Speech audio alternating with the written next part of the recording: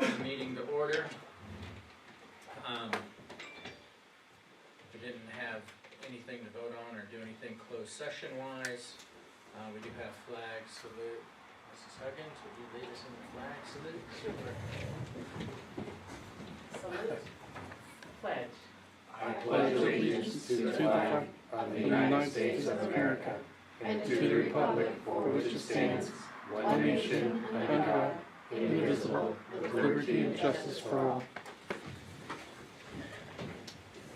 All right, there's no action was taken in closed session.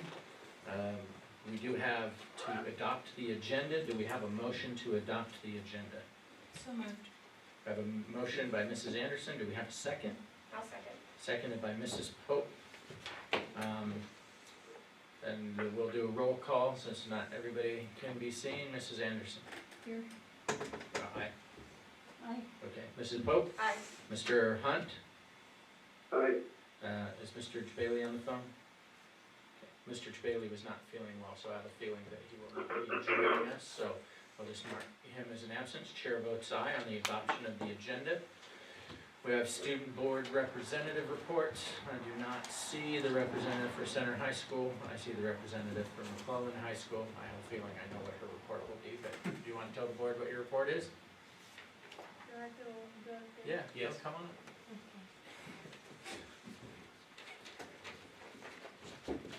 We have no report. Thank you. All right. Taken after Mike Jordan there. So that brings us to organization reports, the CUTA. Did they send a report or? Vanessa might be on the line. Vanessa, are you on the line? Yeah, I'm here. Oh, all right. It's your turn on the agenda, Mrs. Mason. Okay, thank you. Last week we celebrated Teacher Appreciation Week. This year, CUTA donated or gave teachers $40 per staff member. And 82 of those staff members chose to donate their $40 Amazon gift card to the Family Resource Center at Center Unified. And so that raised $3,280 for the FRC, all from teacher appreciation gifts that the teachers chose to donate. With the money, $25 gift cards for Winco, so that was 131 gift cards that were purchased so that they can be used to help families who have food scarcity within our own district. And that's it. Thank you very much. Mrs. Any Huggins? questions? Yeah, anybody have any questions for Mrs. Mason? Not seeing any. Do you have any online, Carol? No. Not seeing any. Thank you for your report, Mrs. Mason. Mrs. Huggins, CSEA.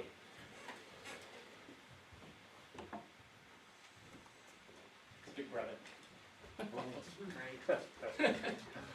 Just what I need.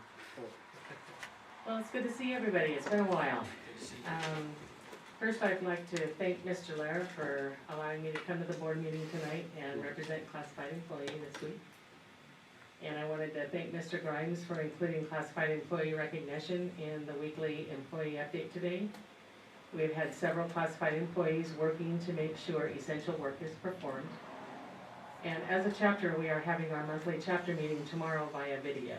So that's unusual for us. We haven't been doing that, but this month we'll be doing that. Usually this is a time of, we have a big meeting, we have food, we have door prizes, we have all sorts of stuff in All May. kinds of things. Right, we do, we celebrate. But this year, we're going to be mailing, well, and actually, Mr. Lair and I usually go out to the school sites to be able to give certificates to our classified employees of the year and people who may be retiring, and we haven't had an opportunity to do that this year, so that's kind of different. So I missed that. This year we're going to be mailing $25 gift cards to the following classified employees of the year. Bernadette Poore is the secretary at Center High School. Roseanne Moffey-Field, office assistant at Dudley. Debbie Sabella, instructional specialist at McClellan High School and Center Preschool. Dwayne Drummond, custodian at North Country. Christopher Oliver, instructional specialist at Oak Hill. Lori Edwards, Spinelli secretary. And Joanna Misahan, instructional specialist at Wilson Riles. The district office has not voted yet on a classified employee of the year. We will be sending each of the following retirees a $50 check.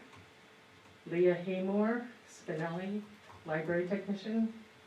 Martha Miranda, Dudley, instructional specialist. Julie Mullen, Center High School cafeteria lead. And Claudia Buderer, Oak Hill and Dudley, computer technician. And then this year, our Deborah Brown scholarship recipient is Lindsay Colburn, the daughter of Lisa Colburn. She's an ISPH. And Lindsay will receive a $250 scholarship from the chapter. And she has been accepted at the University of Southern California. That's awesome. Nice. So we're excited for her. So thank you for celebrating classified employees, and thank you for keeping us a part of what makes Center Unified special. Thank you. Thank Thank you. you. I do have one question.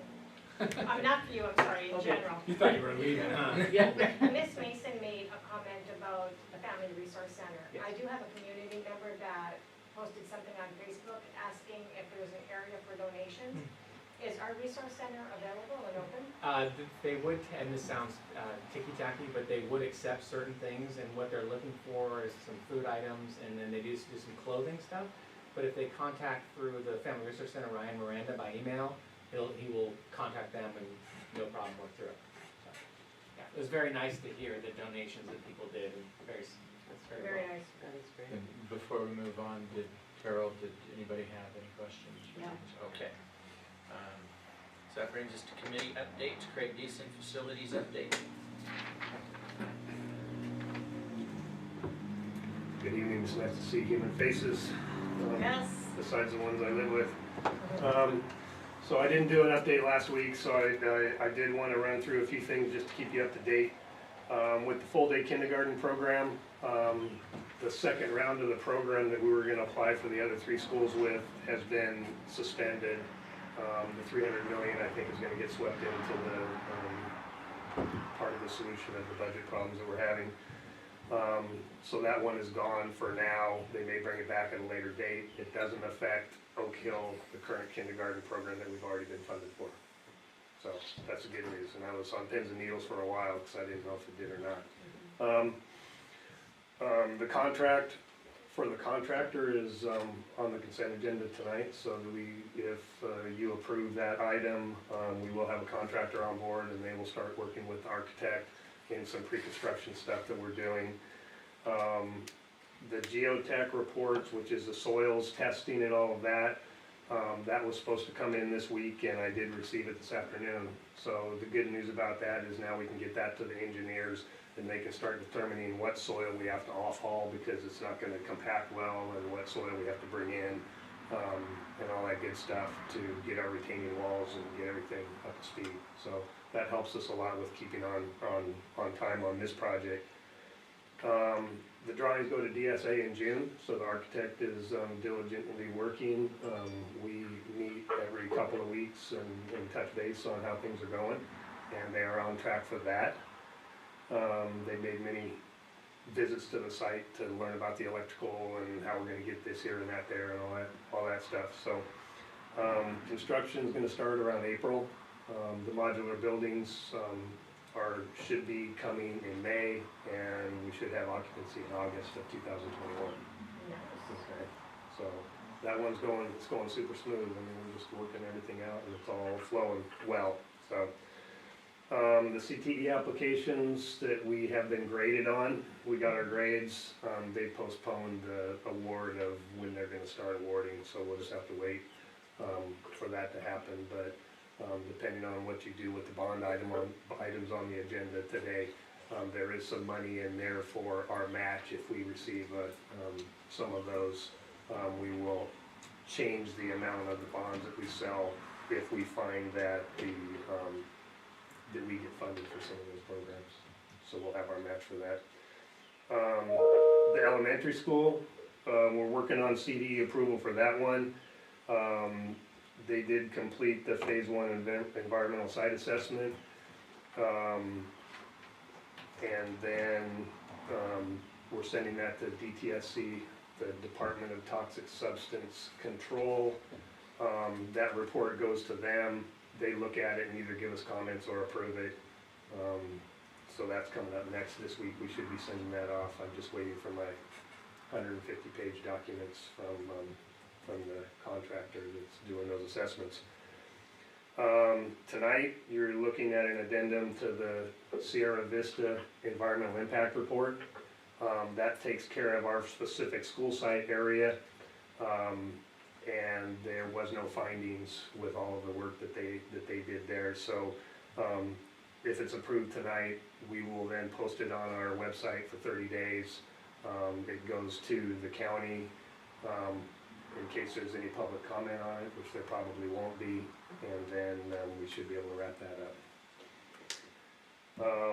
And then we have done the RFP for architectural services, so we put that out. We have 7 architects in our pool.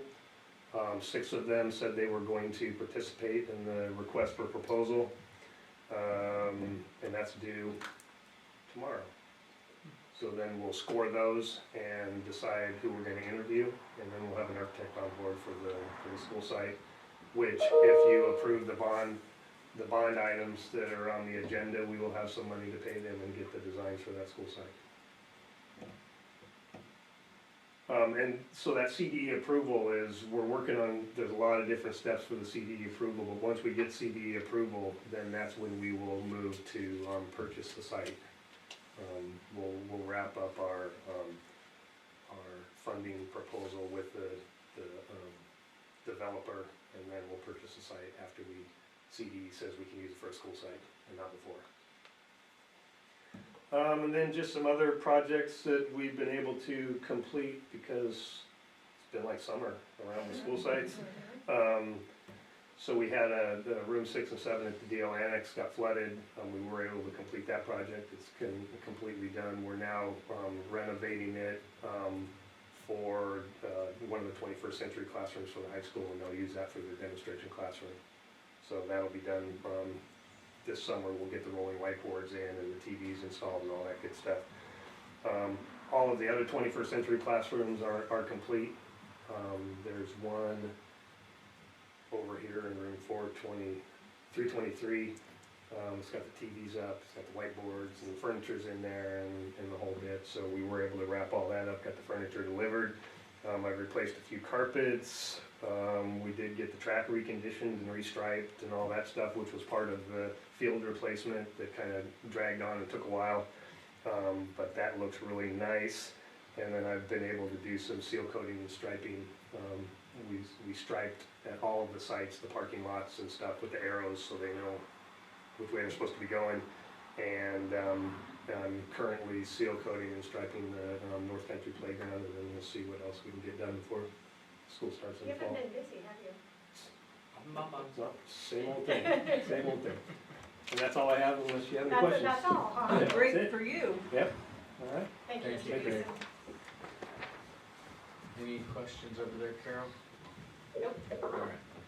That brings us to reports, presentations, budget update. Lisa Coronado. Hi there. Good evening, everybody. As we know, Governor Newsom released a drastically revised state budget as a result of the pandemic. We can hope that there will be relief through the federal funds, which would go directly towards education. But until that happens, we're working towards closing a significant deficit. So what affects us? There will be some revenue reductions. The LCFF will be reduced a total of 10% from the second interim projection.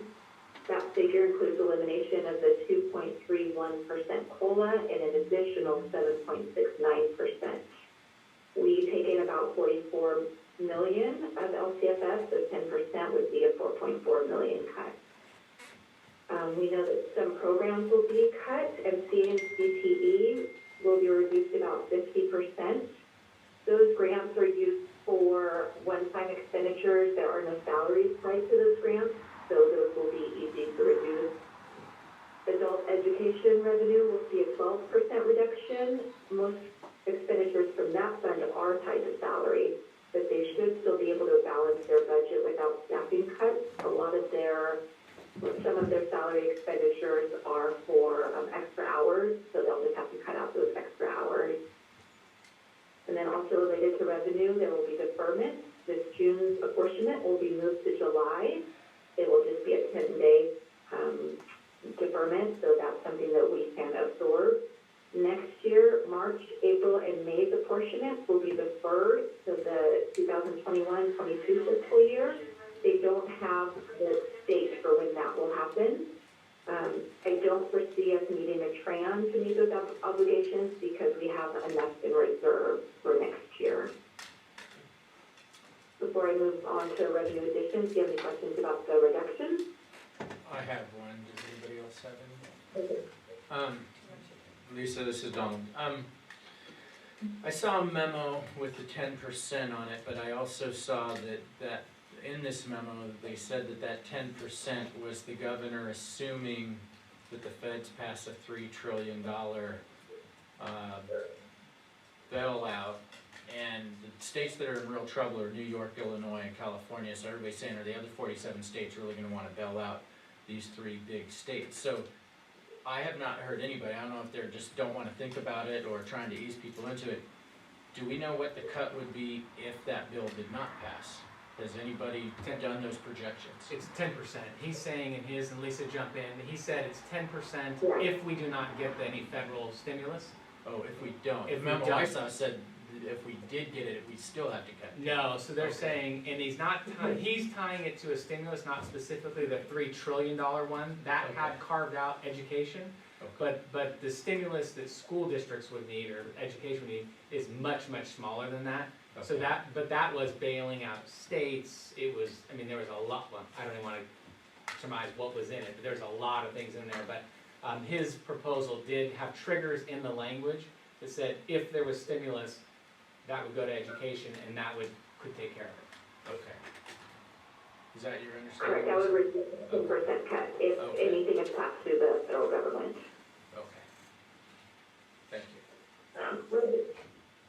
Any other questions? Sorry. Do we have any other So moving computer? on Yep, all right, go ahead. to revenue additions, we did receive a state COVID grant, and that has to be used for technology, distance learning, for PPE, cleaning, nutrition services in the amount of $70,000. So I'm imagining that if we have any Chromebooks that come back damaged or don't come back, that's some money that we could use to replace those. We'll also receive elementary and secondary school emergency relief funds, ESSER funds they're called. That comes from the federal government, 90% must be distributed to the school districts. These funds are considered restricted, but they may be spent on any services that maintain the continuity of services. Center's allocation is $1.2 million. We're going to use these for special education services so that we can reduce the unrestricted contribution to this program. We'll also receive, possibly, a concentration grant. This only goes to districts that have 55% or more free reduced lunch. Folsom Cordova, for example, does not meet that qualification, so they would not receive the grant. And so there is a lot of talk about this grant not being equitable and fair, and so we are advised not to budget for it because it will likely change.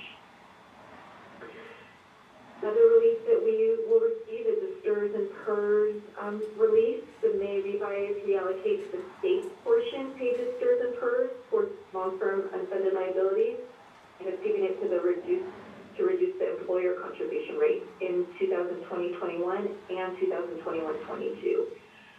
Each PERS and STRS and each year equals about 2% contribution. And for our district, that translates to over $600,000 in savings.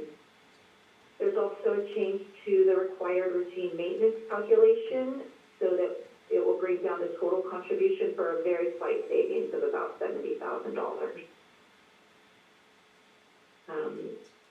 As far as district cuts and efficiency, we're basically halting any new spending for the current year. By nature of closing facilities, we're saving some in utilities so far, and this does not include all of May because not all of the invoices have come in. We've saved $37,000. I anticipate we'll save about $50,000 in utilities. And in sub-costs, we've saved $234,000. So about $250,000, $275,000 just in those two areas alone for closing facilities.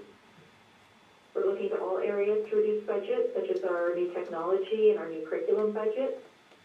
And we're scrutinizing open positions. Any questions about that?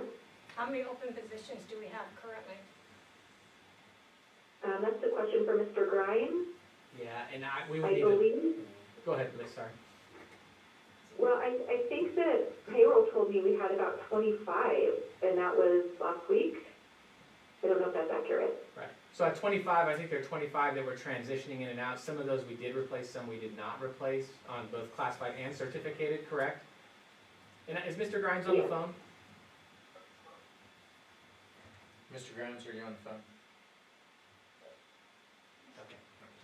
So yeah, but we're scrutinizing every single one to make sure that if it's not essential, it's not. And it's based on student population too?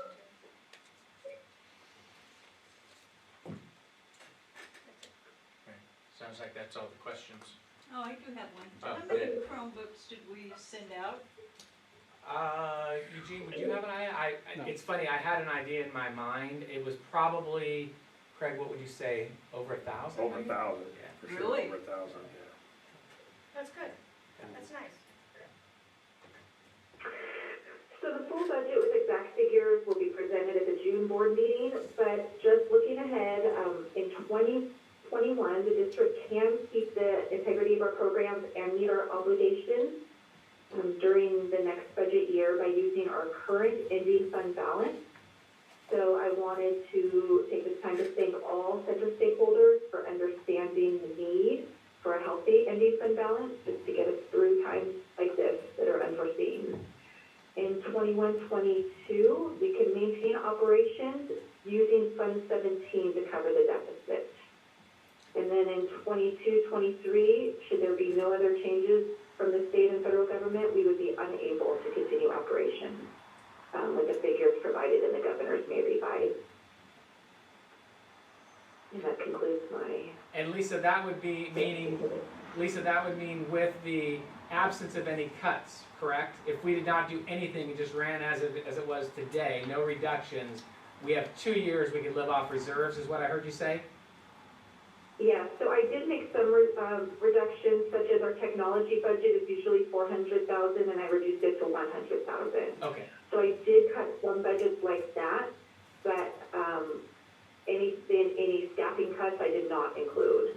I did not include any staff being regular attrition because I don't know exactly who's leaving and how we will replace them. So that will be a savings also next year. So my only final comment, and I'm not gonna spend a lot of time with detail, but I know Lisa attended a meeting today where other districts were there, and the question around the table, and Lisa, you can correct me if I'm wrong here, the question around the table to districts wasn't, how are you doing? It's basically, what year will you go bankrupt?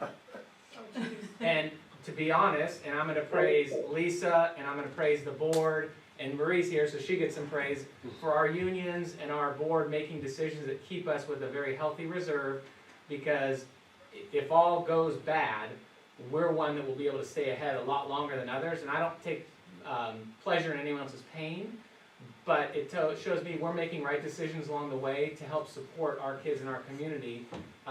So anyway, I thank you, Lisa, for managing all this, and importantly to the board to make those decisions, because sometimes it's hard when you have reserves, and then our unions, when we have reserves, it's hard to sit there. But today and in 08 is the reason we do what we do. How about a Because little praise for our leadership? I just did. Anyway, but I want to thank Lisa, because I know I ask a gazillion questions, and she's probably tired of me, but it all is a process. By us all working together, we can get to a point where we are in a little better place. And again, we still have a lot of work to do, but it feels pretty good to be in a place that we can make some decisions when other districts are like, we're flat broke at the end of next year, done. So, anyway, give yourself a pat on the back. One question, Lisa. In the third out year, 22-23, what is the deficit? The deficit, I have to pull that up. What was think it was, above the fact that you told me today, yeah. But I don't know if anything had changed since that time. No, I haven't worked on anything else, Okay. so It's a pretty big deficit. yes. Yeah. Well, remember, Mr. Hunt, that's without any sort of other reductions being done, and those push out to that third year. So her assumptions right now are based on us keeping everything as it is today, and we know Right. there's no way if we can do that. It just gives us a little. No, I understand that, but we need to start, $2 million a year needs to come out of the budget if that's the case, right? Yes, yes. That's true, yes. Or $3 million for 2 years or something it needs to happen pretty quick as well. I mean, I don't know that we should rest on the assumption that in 3 years, the state budget's gonna be hunky-dory again all of a sudden. I'm just not sure I wanna gamble on that. You're Absolutely. Yeah, you're absolutely correct, and so we don't want to give the false assumption that we're all good and rosy and let's wait. We're saying we're gonna have to make a lot of cuts along the way here. And that's where I think, Lisa, you'll get even more specifics next week. We're still kind of going off some bigger picture items, so we'll start seeing how the books close and things like that and what we're spending. Okay. Any other questions? And, Nope. okay. And Good, thank you. thank you, Lisa. Right, that brings us to comments from the audience regarding items that are not on the agenda. Do we have any, Carol? I have nothing. Not seeing any. That brings us to board and superintendent reports. Mrs. Anderson?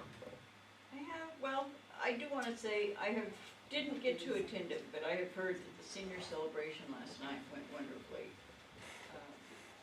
People were very, very happy with the way it went. And that's about all I have.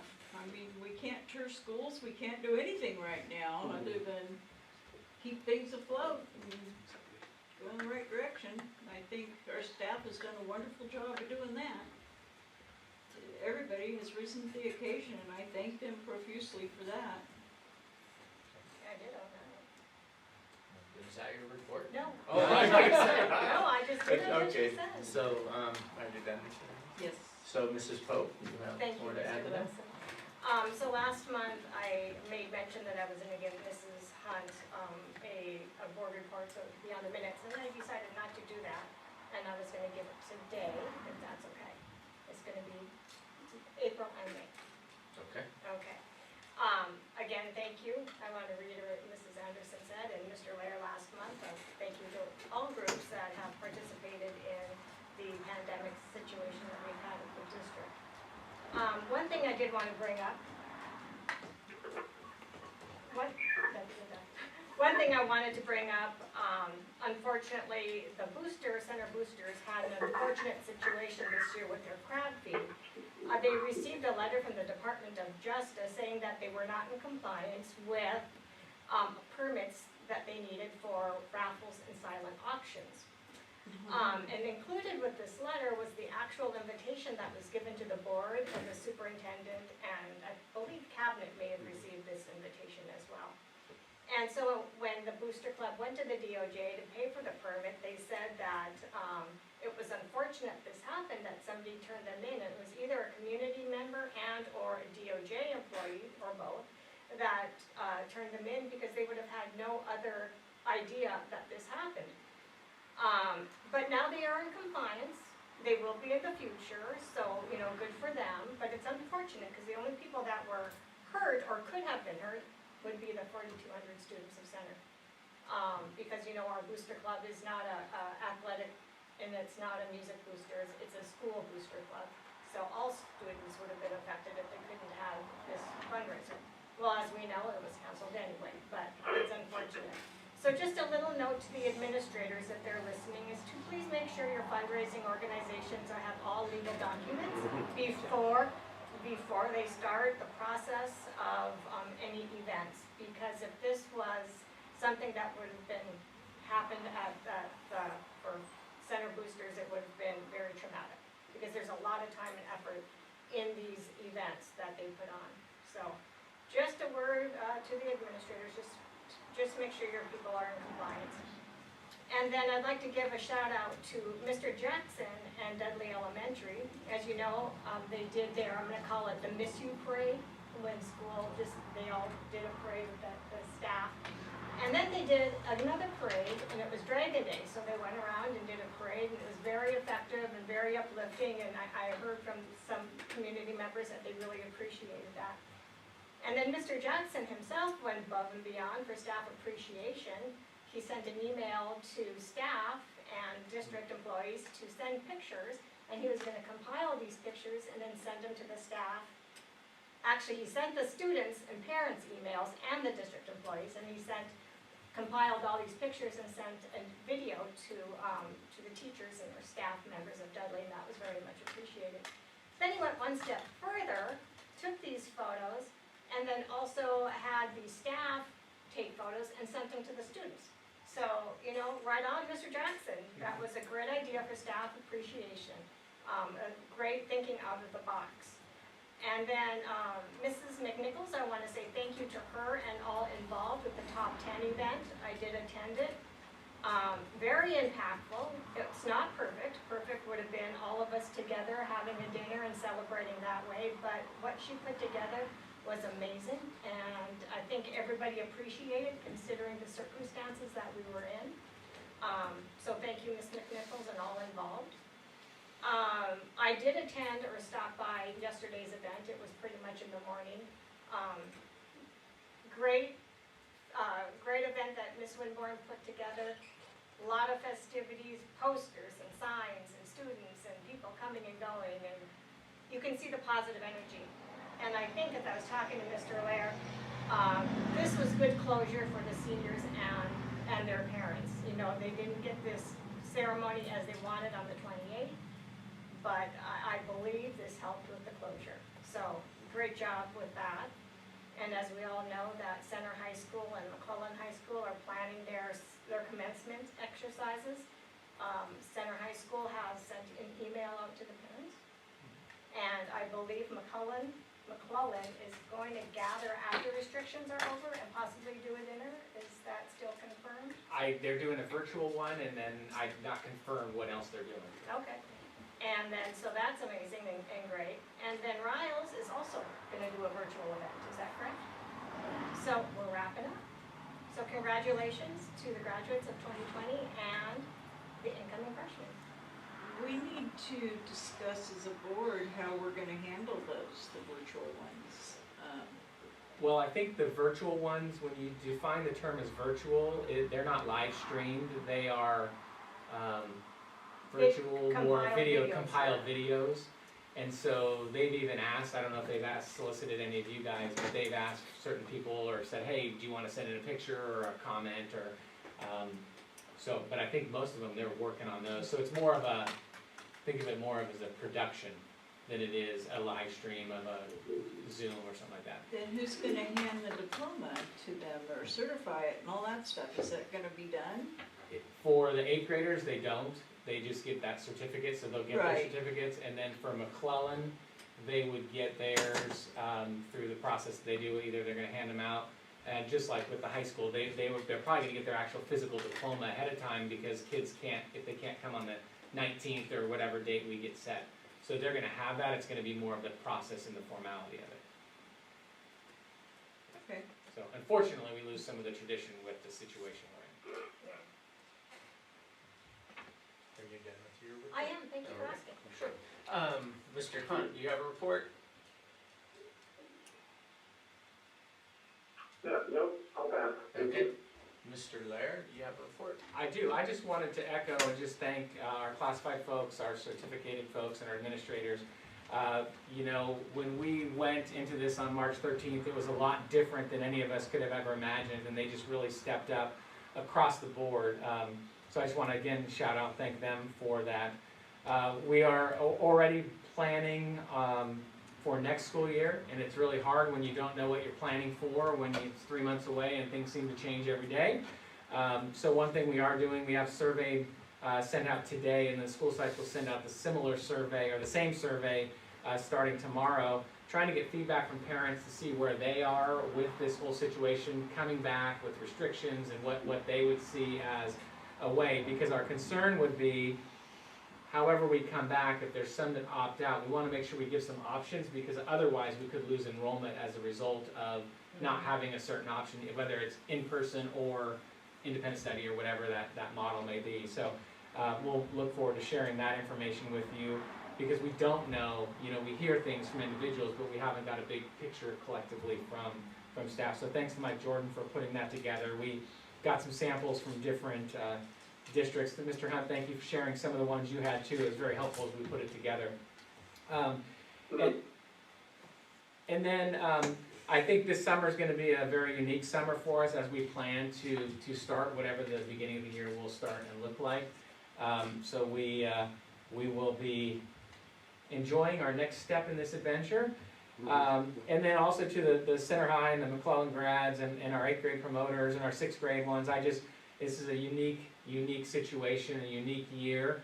I was joking with my own kids, I think if I was a graduate this year, I'd probably remember it more than when I graduated from high school so many years ago, because this will be something that we'll probably remember forever. So anyway, with that, I appreciate that. And the last one, I'm going to give some kudos, because this person will never brag on themselves, but I wanted to acknowledge Mr. Hunt received a promotion for his Ponderosa where he works. He will now be the principal at Ponderosa High School, and I think it was official as of last week. So I know he wouldn't tell us, so I'm going to brag for him. So congratulations, Jeremy. I know you'll do an outstanding job. Congratulations, Jeremy. Thank you for outing me, so. I got to get you somehow. And that's my report. Congratulations, Jeremy. That's awesome. Thank you. Thank you.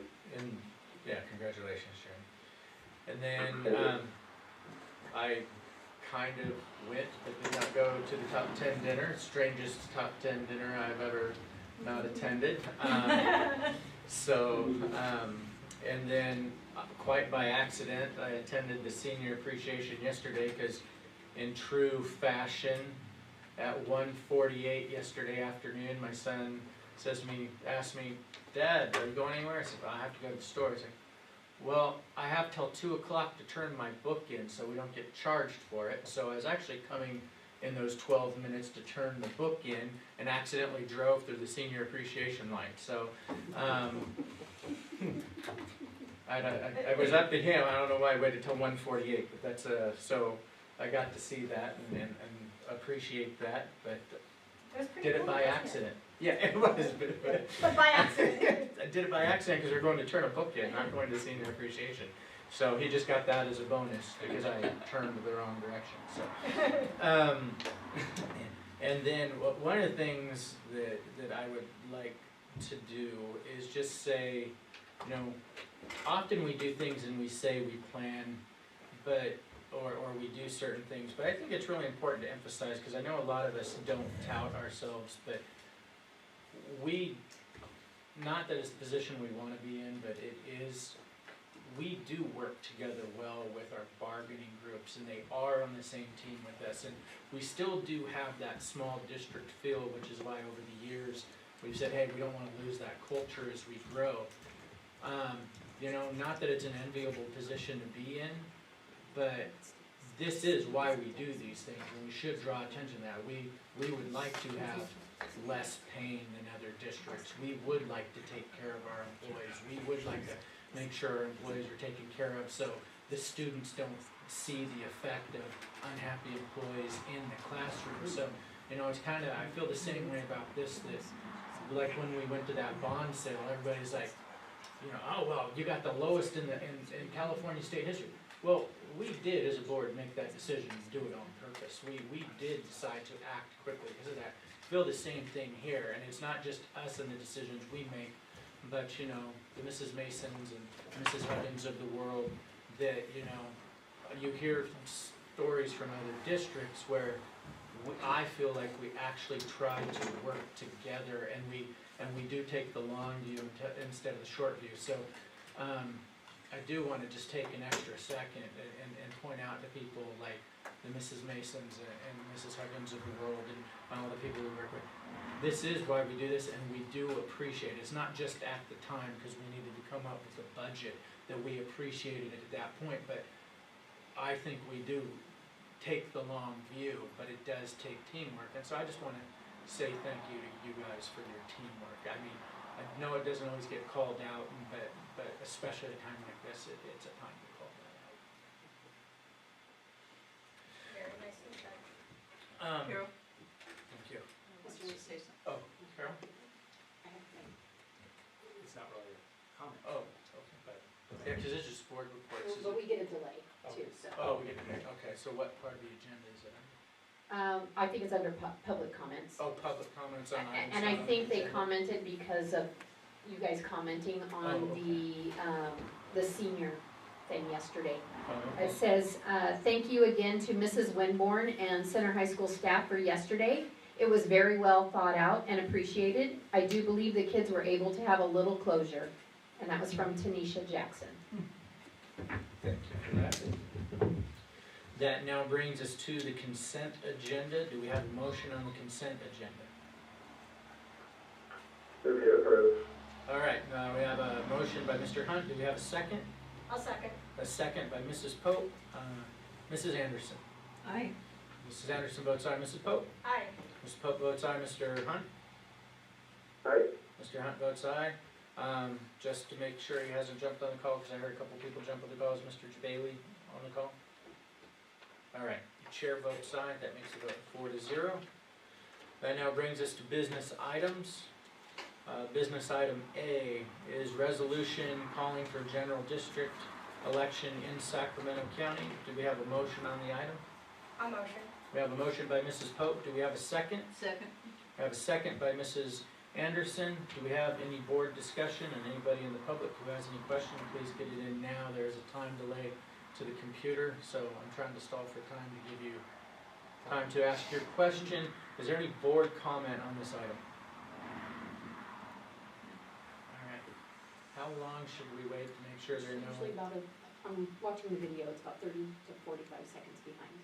Okay, so we'll wait a little bit of time just in case somebody's trying to type a question right now.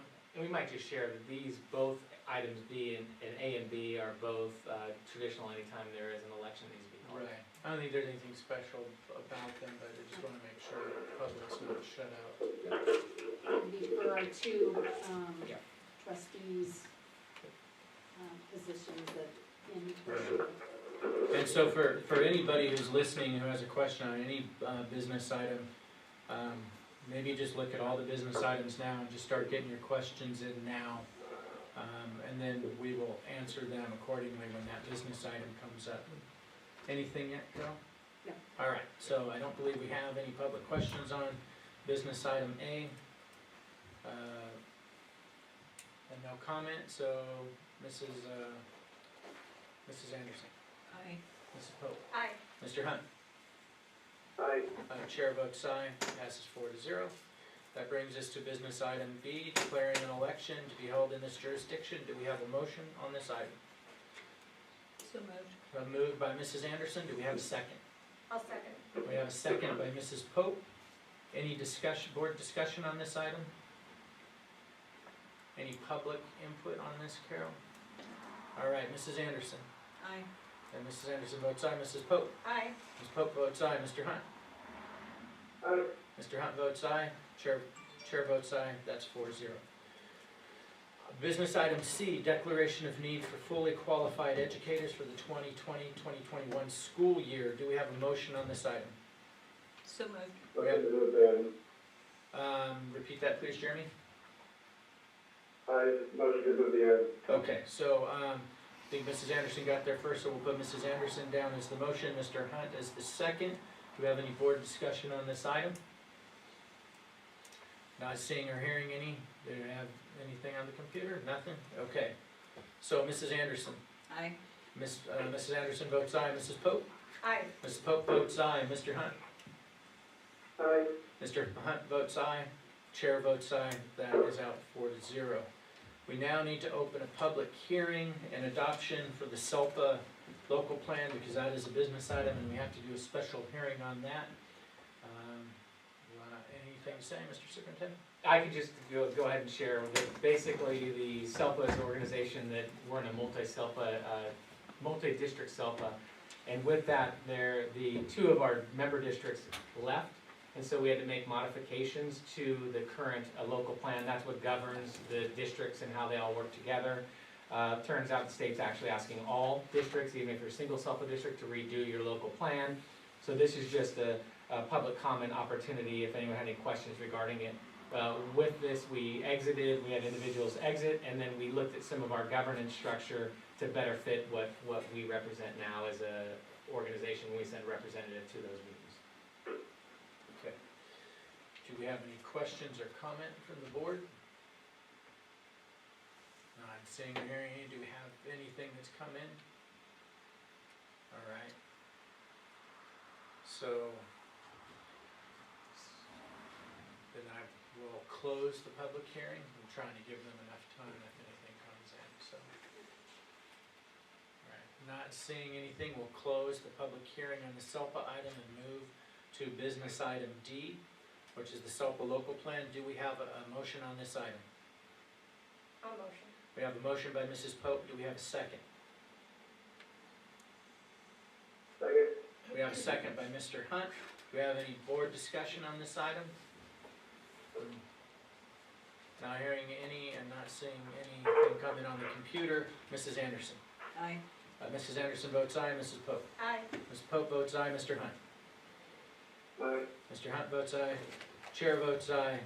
That's 4-0 on that item. Our next one is our update of the Center High School graduation requirements. That's item E. Do we have a motion on this side, or that's just discussion? Discussion, so I'd actually turn it over to Mr. Jordan. This is a discussion item. We had, a while back, tried to make some changes to our graduation requirements, and with some different changes, we found it was an appropriate time to make that changes for it. So, Mr. Jordan, would you share, what we're doing here, or trying to do? Absolutely. Can you hear me? Yes. Okay, excellent. Yeah, so what this change would be, currently there is a 5-credit, 1-semester requirement for computer applications, which is really a course based on kids learning how to use Microsoft Word, Google Documents, spreadsheets, that kind of thing. And then a 5 units or 5 credits of CPE technology. They can either take a CPE class or a class that we dubbed as technology. We are simply getting rid of those 2 requirements and adding those to the electives to give kids more choice on what they could take along the way.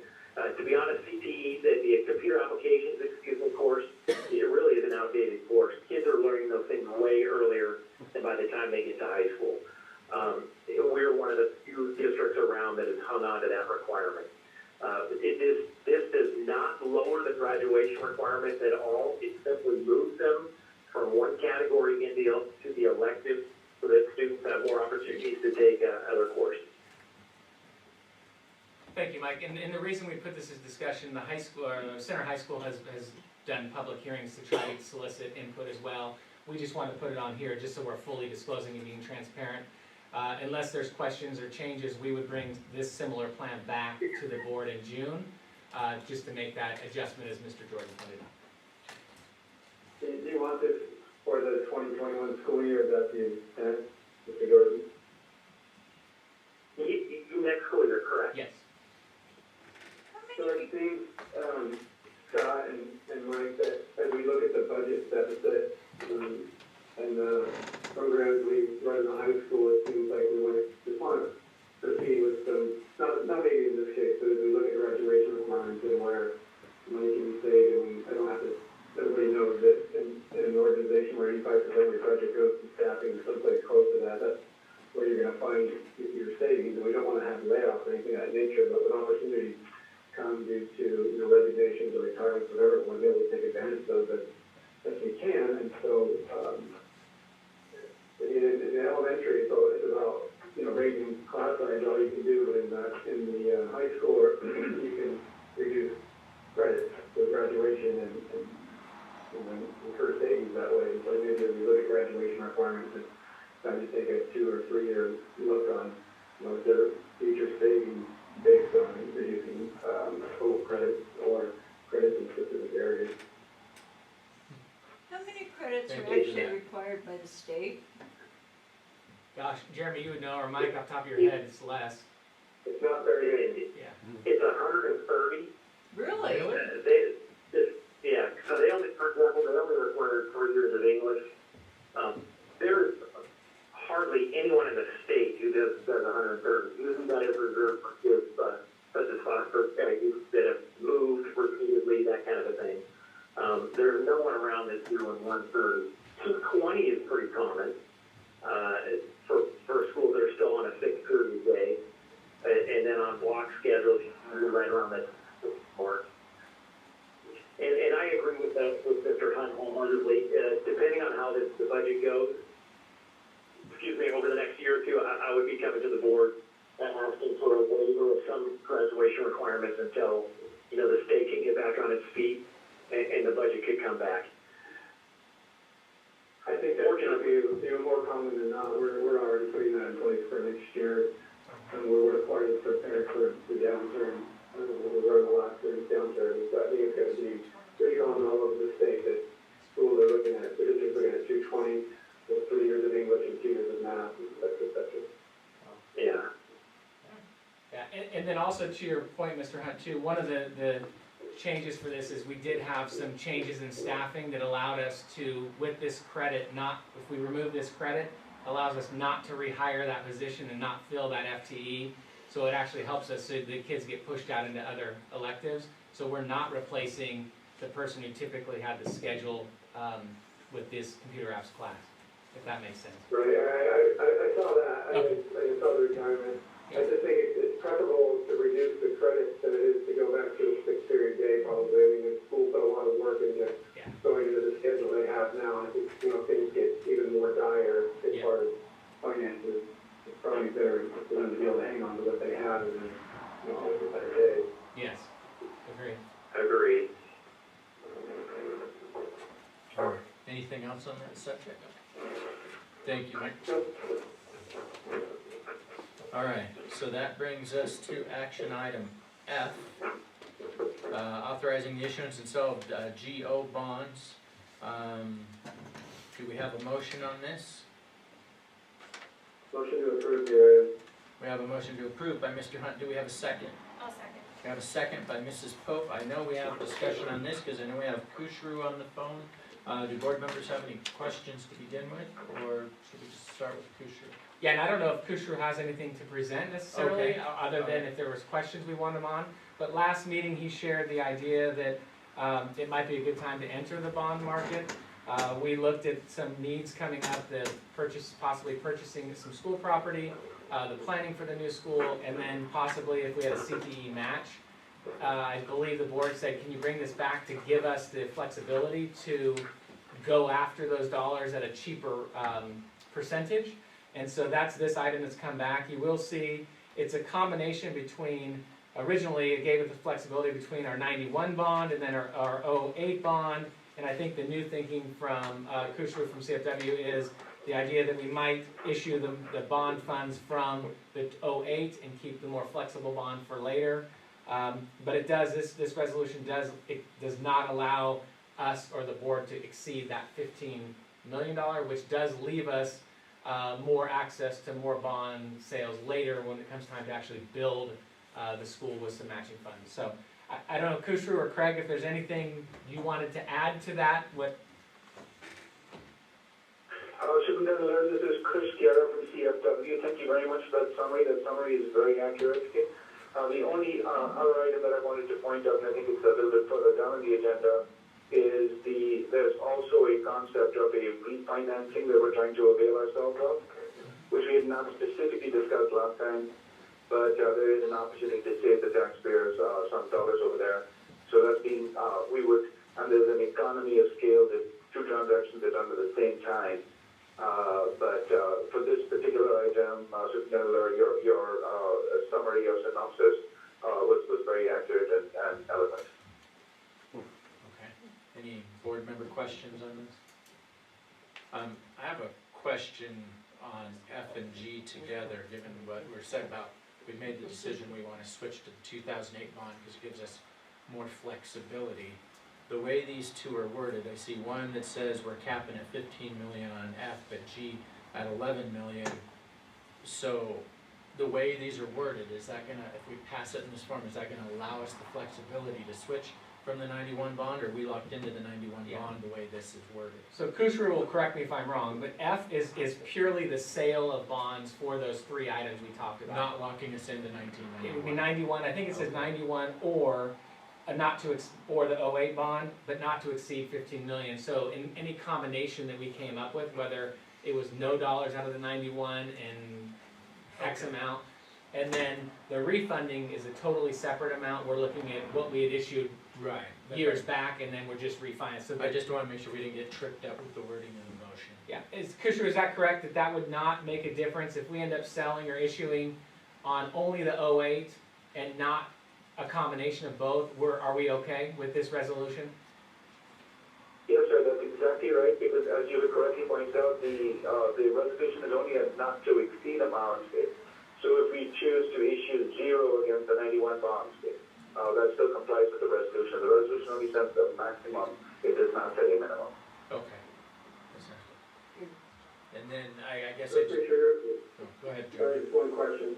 On a sale of $15 million of bonds, what does that mean per, $100,000 of value or whatever the measurement is in regards to property tax? Great question. That would amount to approximately somewhere between $20 and $24 for $100,000 of assessed valuation. Keep in mind though that the 1991, these taxes will only kick in after the 1991 bond tax rates drop down quite sharply after next year. That's the only time these taxes will kick in. So even this bond sale is actually going to result in a drop of the overall tax rate for taxpayers in the community. Got it, thank you. Okay, and then one of the things, and I know if I've got this wrong, Kushru will tell me, but I believe this is right. Right now, if this is something we wanna do, right now, the interest rates, the bond market's low. And then I know Kushru didn't bring this up, this is me bringing this up, is that there might be a little bit of uncertainty, because we just had the May revise, but we didn't really have the May revise. If we think about the way that we collect taxes, May revise usually is the revise of the January budget after the April 15th tax revenues have come in. Well, they put off tax day till June 15th, so a May revise this year is another guess. We're not actually gonna see tax revenues probably until we have maybe our first ever July revise, right, which is normally. I think the tax rolls are actually July 15th, so Okay, it'll be July August 15th. 15th. Yeah, so we're gonna have our first Soon. ever August revise after the year has turned, so there might be some turmoil. So it's my thinking, and if there's anything majorly wrong with that, Kushru will tell me, but I'm thinking if we know that we have low rates now, and this is something we wanna do, we'd wanna do it sooner rather than later, because we're not gonna wanna deal, if bad numbers come in July 15th and we have an ugly looking August revise, who knows what that's gonna do to the markets. So if we wanna do this, we might as well do it when we know that we have an advantage, rather than not know what would happen if we did it later. Is that a fair statement, Kushru? That's exactly right.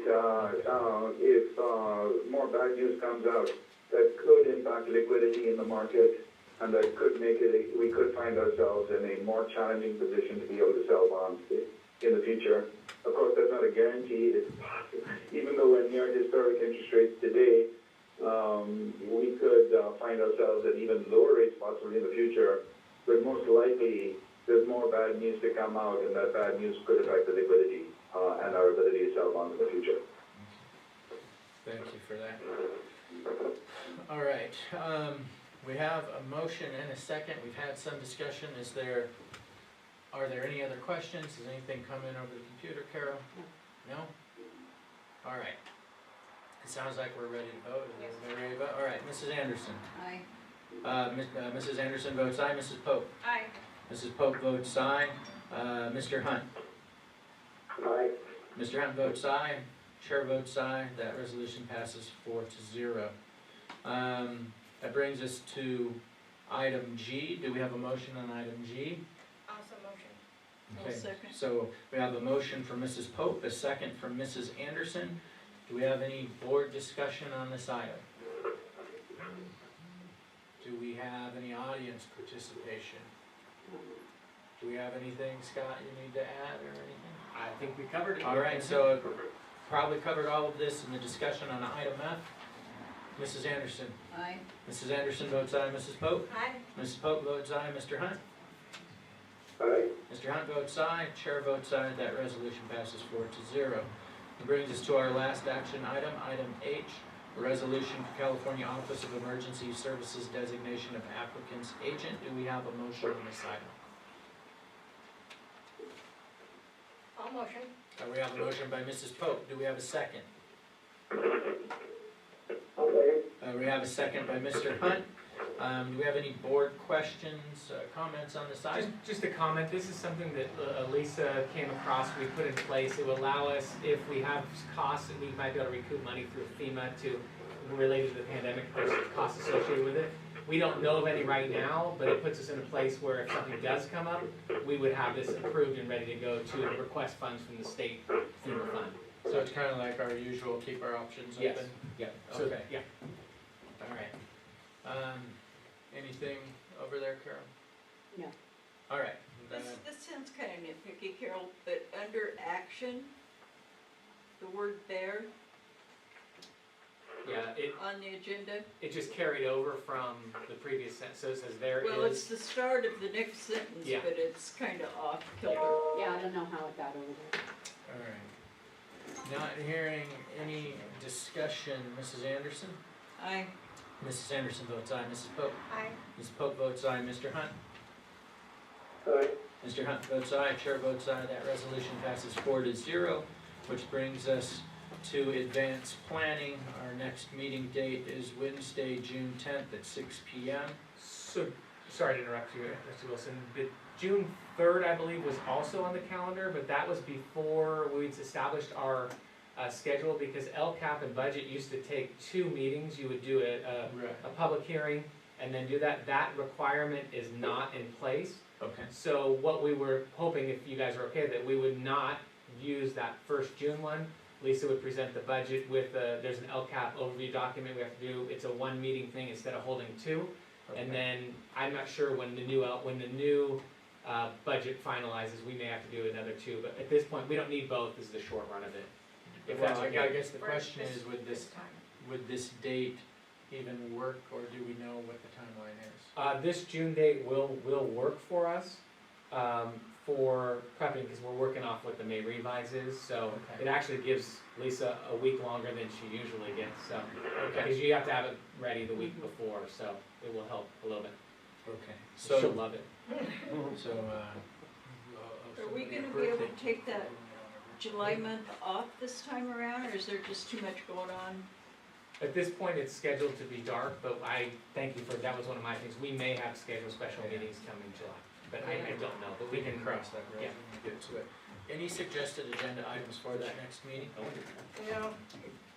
Okay, and we don't have any reason to continue closed session. Do we have a motion to adjourn? No motion to adjourn. We have a motion to adjourn by Mrs. Pope. Do we have a second? I'll second. We have a second by Mrs. Anderson and Mr. Hunt. Mrs. Anderson. Aye. Mrs. Anderson votes aye. Mrs. Pope? Aye. Mrs. Pope votes aye. Mr. Hunt? Aye. Mr. Hunt votes aye. Chair votes aye. We are adjourned at 7:05.